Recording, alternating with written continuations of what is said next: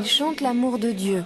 La Tariqa al-Alawiya de Tanger, une confrérie d'origine algérienne, se réunit depuis des siècles pour entretenir la flamme soufie. Nous sommes au Palais Tazi, où se déroulent les nuits soufis dans le cadre du Festival des musiques sacrées de Fès. Depuis le 8e siècle et aujourd'hui encore, du Maroc au Pakistan en passant par l'Iran et l'Égypte, les confréries soufis se réunissent dans des lieux saints pour chanter en chœur les 99 noms de Dieu. Les penseurs soufis ont une lecture humaniste du Coran. Ils se considèrent comme les héritiers naturels du judaïsme et du christianisme.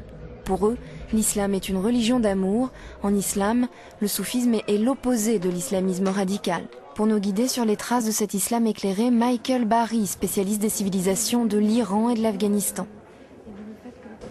السلطان بني عنان أمير المؤمنين المتوكل على رب العالمين. Le soufisme qui atteint son zénith spirituel au XIIIe siècle, continue au XIVe quand on construit des merveilles pareilles, c'est l'expression d'une société qui se sent parfaitement sûre d'elle-même, qui se sent porteuse du meilleur destin de l'humanité, qui veut embrasser la totalité du cosmos, de l'existence dans l'amour de Dieu. Une société qui, au contraire, est blessée, humiliée, veut plutôt repousser tout ce qui lui semble étranger afin de se recroqueviller sur ce qu'elle croit être sa pureté. Et dans un contexte pareil, qui est celui de l'époque moderne, ce soufisme qui est la générosité par essence se voit malheureusement exclu.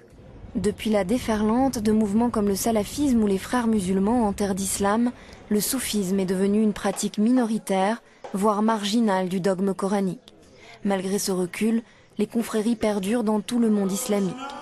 Ces derviches dansent en tournant sur eux-mêmes jusqu'à atteindre l'extase. Ils sont venus d'Istanbul et sont accompagnés par les chants de la confrérie Halaqat Jalaluddin Rumi qui interprète les poèmes de Rumi, le plus grand mystique persan.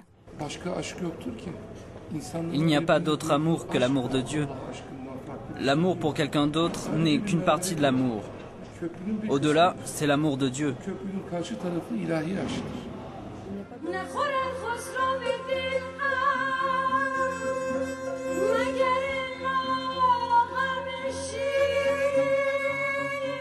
Dans un tout autre style, la chanteuse iranienne Parissa fait elle aussi revivre les poèmes de Jalaluddin Rumi.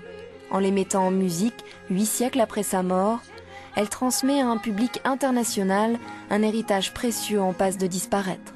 Dans des régions en proie au conflit et à la violence, la voix soufie pourrait sauver l'islam de ses dérives extrémistes.